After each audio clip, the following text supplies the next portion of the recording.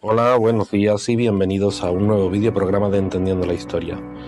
Hoy vamos a hablaros de Estados Unidos tras la independencia de Gran Bretaña.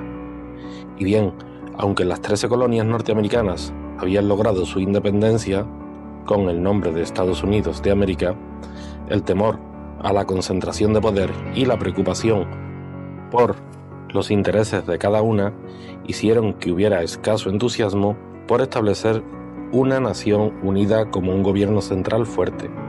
Los artículos de la Confederación, ratificados en 1781, contribuyeron muy poco a la creación de un fuerte gobierno central.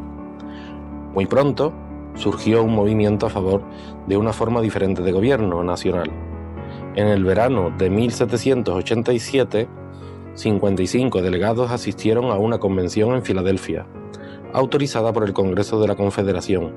Los delegados a la convención, ricos, políticamente experimentados, cultos y de inclinación nacionalista, rechazaron la revisión y decidieron elaborar una nueva constitución.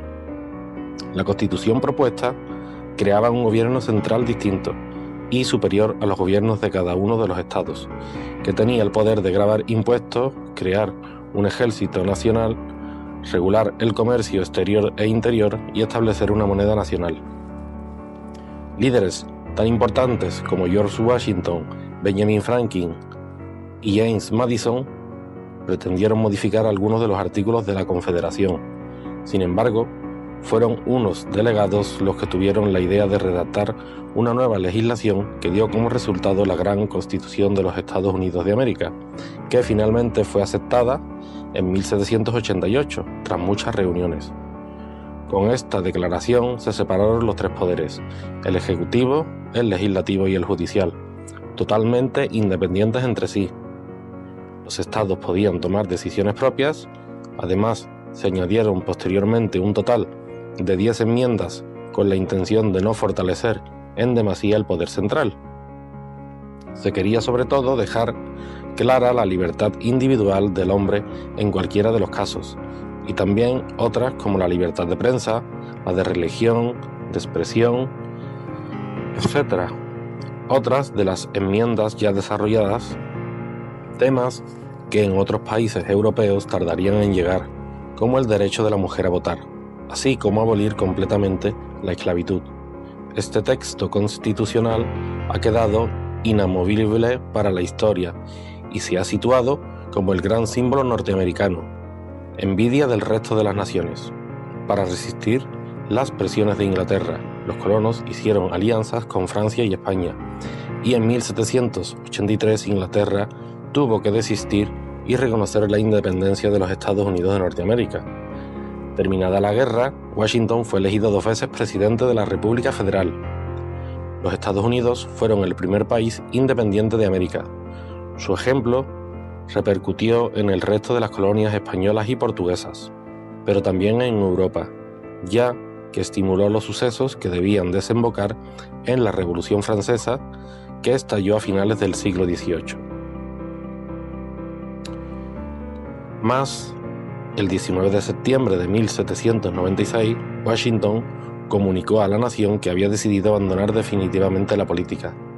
Su discurso fue un llamado en pro de la unión nacional y contra los compromisos con el extranjero. A cierta altura decía: la mejor regla de conducta para nosotros en relación a las naciones extranjeras es tener con ellas la mejor conexión políticamente posible. En cuanto a los compromisos ya asumidos, cumplámoslos con total y buena fe. Y concluyamos ahí. Europa tiene una serie de intereses fundamentales que para nosotros nada significan o significan muy poco. La advertencia parecía inspirarse en las dificultades que el joven gobierno de los Estados Unidos enfrentaba en relación con Francia, por los términos de la paz firmada en Versalles. Los Estados Unidos se comprometían a defender las islas francesas de las Indias Occidentales en caso de ataque de fuerzas europeas. Por otro lado, estaría permitido a los franceses utilizar los puertos estadounidenses en época de guerra. para equipar navíos y traer su cargamento. Solo Francia gozaba de tal privilegio. Los representantes norteamericanos enviados a Francia, ante la gran necesidad de lograr el auxilio francés, firmaron. Después de la victoria de la Revolución Francesa, muy bien recibida en el pueblo norteamericano, mas no entre los federalistas, franceses e ingleses entraron en guerra. Inmediatamente Francia abrió sus puertos de las Indias Occidentales al comercio de los Estados Unidos, mas, de acuerdo con lo tratado, llamó a los norteamericanos en su auxilio. Los políticos estadounidenses consideraban mala la situación, pues sabían que el país no estaba en condiciones de ayudar a nadie. Los puertos del país habían sido abiertos a los franceses, que traían a ellos los navíos británicos capturados y, naturalmente, Gran Bretaña reclamó. El gobierno de los Estados Unidos de Norteamérica quedó en situación difícil. ¿Cómo ignorar la gran deuda con Francia, que tanto los había ayudado en la lucha por la independencia? Además, ¿cómo sobrevivir económicamente sin el apoyo francés? Ante la situación, los británicos, basándose en el principio de M, el tratado franco-estadounidense iba a ser respetado, dieron las instrucciones a sus barcos para que capturasen a todo navío norteamericano que se dirigiese a puertos franceses. La proclamación de neutralidad de George Washington irritó tanto a los franceses que ellos mismos comenzaron a capturar navíos norteamericanos. El episodio fue pasajero, pero el gobierno quedó en situación delicada. La crisis en las relaciones de los Estados Unidos con Francia se reavivaría durante el gobierno de John Adams, que sucedió al primer presidente de los Estados Unidos, George Washington, y poco después de transferir el poder a Adams en 1797, fue una vez más llamado a la acción. Le ofrecían el comando supremo del ejército para una eventual lucha con Francia.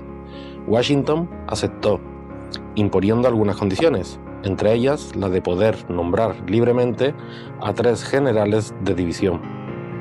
Entretanto, la crisis fue una vez más superada diplomáticamente. No hubo guerra y Washington retornó a sus tareas de plantador. El 12 de diciembre de 1799 se resfrió y acabó contrayendo una pleuresia. Las sangrías, tratamiento de la época para la mayoría de las enfermedades, lo debilitaron, a tal punto que 2 días más tarde dijo: «Siento que me voy. Es mejor que no hagan nada más por mí. Prefiero irme tranquilo, ya que no puedo durar mucho». Más tarde, por la noche, todavía consiguió hablar al médico que lo asistía. «Doctor, demoro en morir, pero no siento miedo», le dijo entonces. Pocos minutos después, los Estados Unidos de Norteamérica perdían a su primer héroe, que pasaría a la historia como un símbolo de la independencia. Finalmente, en Virginia, en Estados Unidos, el 14 de diciembre de 1799, George Washington murió. Muchos historiadores frecuentemente lo han considerado como uno de los más grandes presidentes de los Estados Unidos. Y bien, lo dejamos aquí. Esperamos que os haya gustado el videoprograma de hoy y que os quede claro lo ocurrido tras la independencia de los Estados Unidos con Inglaterra. Y ya sabéis, si os ha gustado el vídeo, podéis compartirlo. Ya sabéis que compartiendo este tipo de vídeos estamos compartiendo cultura y conocimiento. Ya sabéis que también podéis suscribiros al canal y también podéis seguirnos en Twitter, que os dejaremos el enlace en la casilla de información del vídeo. Y, sin más, nos despedimos hasta un nuevo videoprograma de Entendiendo la Historia. Saludos.